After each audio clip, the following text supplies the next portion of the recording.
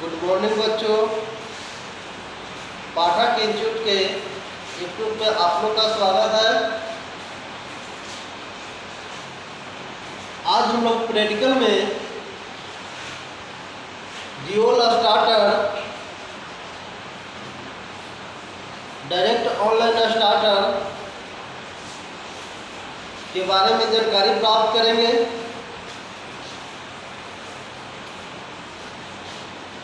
Dual starter कितना HP के motor तक प्रयोग किया जाता है, इसके बारे में भी जानकारी प्राप्त करेंगे। ड्यूल स्टार्टर का कंट्रोल डायग्राम देखेंगे, किस तरह से डायग्राम को बनाया जाता है, किस तरह से इसको कनेक्शन किया जाता है, किस तरह से इसको ऑपरेट किया जाता है। ड्यूल स्टार्टर को 3 पिन इंडक्शन मोटर में 5 एचपी तक के मोटर को कंट्रोल करने के लिए किया जाता है। 5 एचपी तक के मोटर को कंट्रोल करने के लिए किया जाता है, या उससे कम भी हो, उससे कम एचपी का हो, उसमें भी ड्यूल स्टार्टर का यूज किया जाता है। तो कंट्रोल डायग्राम वाले हम लोग देखेंगे डायरेक्ट ऑनलाइन स्टार्टर का। यहां से हम लोग फेज वायर लिए, ये मेरा फीड वायर है। उसके बाद फेज वायर से जो वायर निकला उसको एमसीबी में ले जाएंगे, एमसीबी मिनिएचर सर्किट ब्रेकर में ले जाएंगे। उसके बाद रेड कलर का स्टॉप बटन जो होता है उसमें जाएगा। स्टॉप बटन नॉर्मली क्लोज होता है, एनसी प्रकार का होता है। उसके बाद रिले में वायर जाएगी, OLR में जाएगा, ओवर लोड रिले बोला जाता है फुल फॉर्म में, ओवर लोड रिले। उसके बाद स्टार्ट बटन में जाएगा, जो एनो प्रकार का होता है, नॉर्मली ओपन होता है। उसके बाद हम लोग होल्डिंग कर देते हैं। होल्डिंग इसलिए करते हैं कि जब स्टार्ट बटन को दबाया जाए तो होल्डिंग नहीं रहने पर, स्टार्ट बटन को दबाने पर छोड़ेंगे तो फिर वो जो है सप्लाई देना बंद कर देगा। जब होल्डिंग कर देते हैं तो स्टार्ट बटन को दबाने के बाद भी छोड़ देंगे तो सप्लाई जाते रहता है, मेरा मोटर चलते रहता है, इसलिए होल्डिंग करते हैं।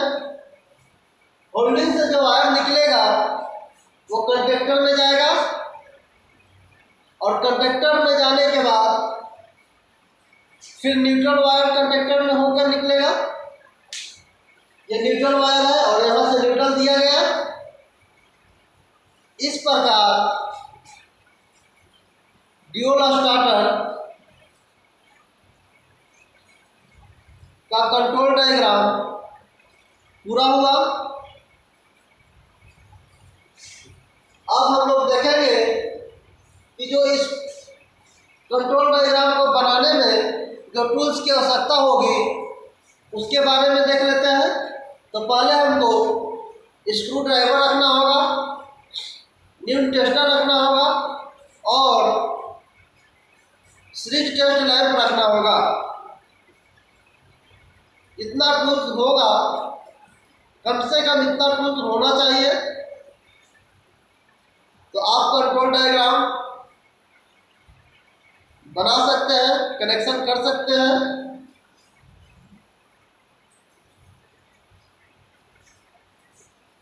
मेरा नाम मुन्ना कुमार हुआ।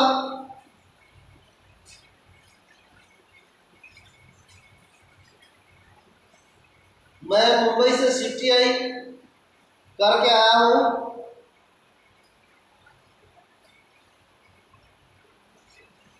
और मुंबई में हमें काफ़ी चीज़ देखने और सीखने को मिला। अच्छा ज्ञान प्राप्त हुआ। मुंबई वासियों लोग का व्यवहार भी ठीक था, रहन सहन भी वहाँ का ठीक था। भारत का ऐसे भी महंगा शहर है, भारत का वित्तीय राजधानी है मुंबई, एक तरह का भारत का नंबर 1 शहर मुंबई है। लेकिन फिलहाल कोरोना के कारण मुंबई थोड़ा डाउन हो गया है, क्योंकि वहाँ कोरोना वाले व्यक्ति की संख्या ज़्यादा हो गया है। चलिए हम लोग टॉपिक पे आते हैं। अब ड्यूल स्टार्टर को हम लोग कंट्रोल डायग्राम जो हम लोग बनाए हैं, इसको प्रैक्टिकली रूप में करके हम लोग देखेंगे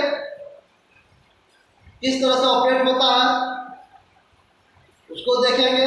तो चलते हैं, हम लोग देखते हैं।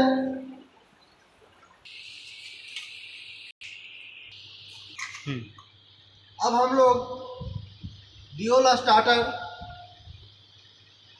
ले लिए हैं और इसको हम लोग खोल रहे हैं। खोलने के बाद इसका अंदर के पार्ट पुर्जा जो है, अंदर का में जो है उसको देखेंगे।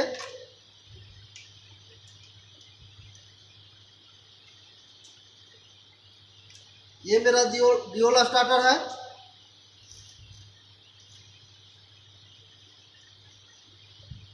एक सीरीज टेस्ट लैंप लिए हैं, इससे हम लोग चेक करेंगे कि एनसी प्रकार का बटन कौन है और एनओ प्रकार का बटन कौन है। उसको हम लोग सप्लाई देके और चेक करेंगे।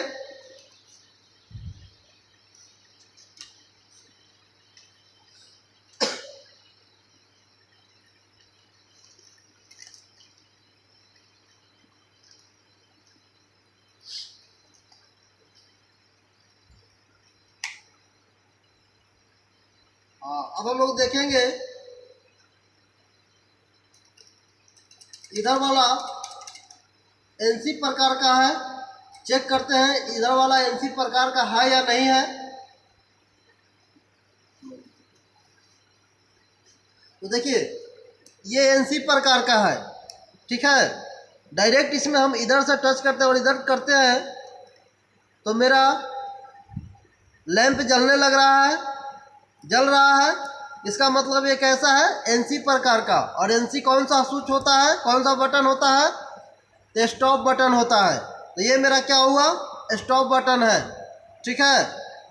ड्यूल स्टार्टर में ये मेरा स्टॉप बटन है, एनसी प्रकार का बटन है। और इसको जब हम दबाएंगे, इस बटन को नीचे की ओर दबाएंगे तो एनओ प्रकार का बन जाएगा। देखिए एनओ प्रकार का बन गया, ठीक है। अब हम लोग स्टार्ट बटन में देखते हैं कि स्टार्ट बटन भी एनओ प्रकार का होता है। तो देखिए इसमें हम लोग टच कर रहे हैं तो मेरा लैंप नहीं जल रहा है, इसलिए कि एनओ प्रकार का है। लेकिन जब इसको दबाएंगे स्टार्ट बटन को तो एनसी बन जाएगा, तो लैंप जलेगा।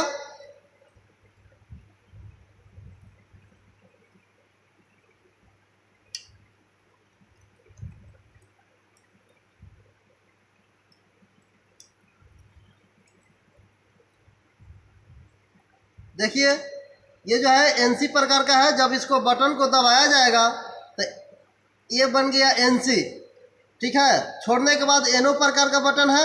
स्टार्ट बटन एनओ प्रकार का होता है, नॉर्मली ओपन होता है। तो अभी नॉर्मली ओपन है, लेकिन जब बटन को दबाया जाएगा तो एनसी बन जाएगा, मेरा सप्लाई आगे जाने लगेगा। तो सीरीज टेस्ट लैंप से हम लोग देखें कि एनओ बटन ये है और एनसी बटन ये है और बीच में रिले है। ये जो है रिले है। रिले को हम लोग मतलब कुछ एम्पियर के मान पर सेट करते हैं। जितना एम्पियर हमको चाहिए, जितना एम्पियर मोटर को चाहिए उस मान पर सेट करते हैं। जितना एम्पियर मोटर को चाहिए उससे थोड़ा सा ज़्यादा मान पर सेट करते हैं, ठीक है। मतलब रिले का काम है एक फिक्स वैल्यू या फिक्स करंट के लिए सेव करते हैं, उस पर सेव कर कर सप्लाई को दिया जाता है। तो इस तरह से हम एनओ और एनसी को पहचाने। या ड्यूल स्टार्टर में एनो बटन कौन सा है, मतलब स्टॉप बटन में एनसी चेक किए और स्टार्ट बटन में एनो चेक किए। अब हम लोग ड्यूल स्टार्टर में कनेक्शन करके देखेंगे, इसको ऑपरेट करके देखेंगे।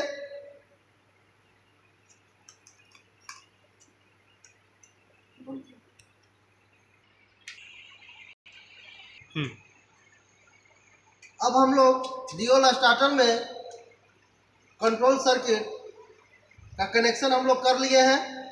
अब इसको ऑपरेट करके, मेरा सप्लाई बोर्ड है, सप्लाई बोर्ड से हम लोग सप्लाई देके इसको ऑपरेट करके देखेंगे।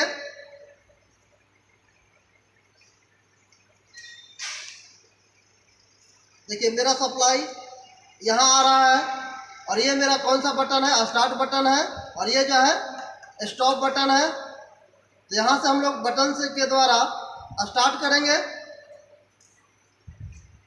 इसको स्टार्ट करेंगे। देखिए मेरा स्टार्ट हो रहा है, मेरा स्टार्टर ऑपरेट हो रहा है, लेकिन छोड़ने के बाद फिर ये ऑफ हो जा रहा है। फिर स्टार्ट बटन को दबाएं तो जब तक मैं दबाए रह रहे हैं तो मेरा स्टार्टर ऑपरेट हो रहा है, इसमें सप्लाई जा रहा है, लेकिन छोड़ने के बाद फिर ऑफ हो जा रहा है। ठीक है, देखिए स्टार्ट हो गया मेरा स्टार्टर, लेकिन छोड़ रहे हैं तो फिर क्या हो जा रहा है, ऑफ हो जा रहा है। तो इस दोष को दूर करने के लिए हमेशा मेरा ऑन रहे स्टार्टर, हमेशा ऑन रहे, उसके लिए हम लोग क्या करते हैं, होल्डिंग करते हैं। और होल्डिंग करने के बाद होल्डिंग करने के बाद मेरा स्टार्टर सही हो जाएगा। स्टार्ट बटन को छोड़ देने के बाद भी चलते रहेगा, सप्लाई देते रहेगा, मोटर चलते रहेगा। तो अब हम लोग क्या करेंगे, इसमें होल्डिंग करेंगे और होल्डिंग करके हम लोग देखेंगे। ठीक है, तो होल्डिंग कर रहे हैं, देखिएगा। पहले हम सप्लाई को क्या करेंगे, निकाल दिए। इसके बाद जो मेरा स्टार्टर ऑन करने के बाद जब बटन को, स्टार्ट बटन को छोड़ते हैं तो ऑफ हो जा रहा है। तो उस दोष को दूर करने के लिए जो हम लोग होल्डिंग करते हैं, तो होल्डिंग करने के बाद मेरा स्टार्टर हमेशा के लिए ऑन हो जाता है। तो होल्डिंग करके देखते हैं।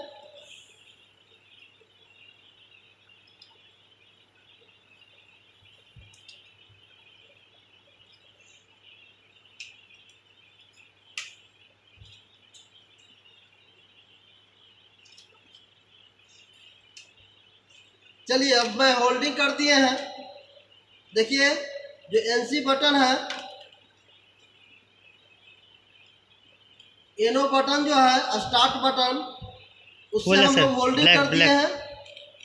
अब हम लोग सप्लाई देके ऑपरेट करके देखेंगे।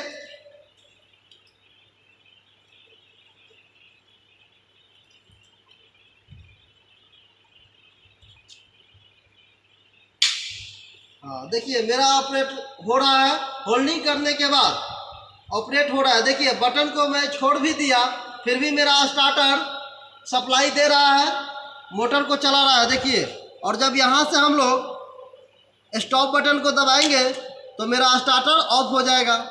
फिर यहाँ से ऑन कर दिए तो ऑन ही है। बटन को छोड़ने के बाद, स्टार्ट बटन को छोड़ने के बाद भी मेरा स्टार्टर ऑन अवस्था में है। ऑफ करने के लिए स्टॉप बटन को दबाएं तो ऑफ हो गया, फिर यहाँ से ऑन हो गया। ठीक है, तो होल्डिंग का मतलब यही है कि स्टार्ट बटन को छोड़ देने के बाद भी मेरा सप्लाई मोटर को स्टार्टर देते रहेगा। और ये बीच में रिले है, ये रिले हम लोग क्या करते हैं, रिले से करंट के मान को सेव करते हैं। जितना करंट चाहिए उससे थोड़ा सा ज़्यादा रखते हैं। देखिए मेरा ऑन हो रहा है, यहाँ से ऑफ हो गया।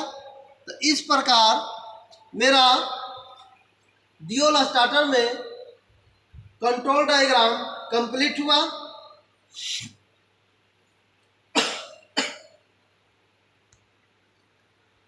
जब इसमें हम लोग 3 फेज सप्लाई देंगे तो देखिए यहाँ पर 3 टर्मिनल है, RYB, इसमें ले आकर लगाएंगे। ठीक है, और जब मोटर को सप्लाई देना होगा तो यहाँ से RYB ये मोटर में चला जाएगा। ठीक है, जब हम 3P सप्लाई लाते हैं तो ये 3 टर्मिनल जो है इसमें हम लोग सप्लाई देते हैं। उसके बाद जब मोटर को देना होगा तो यहाँ से हम लोग RYB मोटर को चला जाता है और इस तरह से मेरा स्टार्टर मोटर को स्टार्ट कर देता है, कंट्रोल करता है। स्टार्टर का यूज हम लोग इसलिए करते हैं कि स्टार्टिंग में 3 फेज इंडक्शन मोटर का टॉर्क 0 होता है और टॉर्क 0 होने के कारण जब उसको हम लोग सप्लाई देते हैं तो ज़्यादा करंट लेती है। जब मोटर ज़्यादा करंट लेती है तो I² ज़्यादा लॉस होता है, उष्मा ज़्यादा पैदा होता है और मोटर जलने का चांस ज़्यादा रहता है। इसलिए स्टार्टिंग में ज़्यादा करंट ना ले, उसके लिए हम लोग ड्यूल स्टार्टर का यूज करते हैं और मोटर को जलने से बचाया जा सकता है। इस प्रकार मेरा ड्यूल स्टार्टर कंप्लीट हुआ। थैंक यू बच्चों।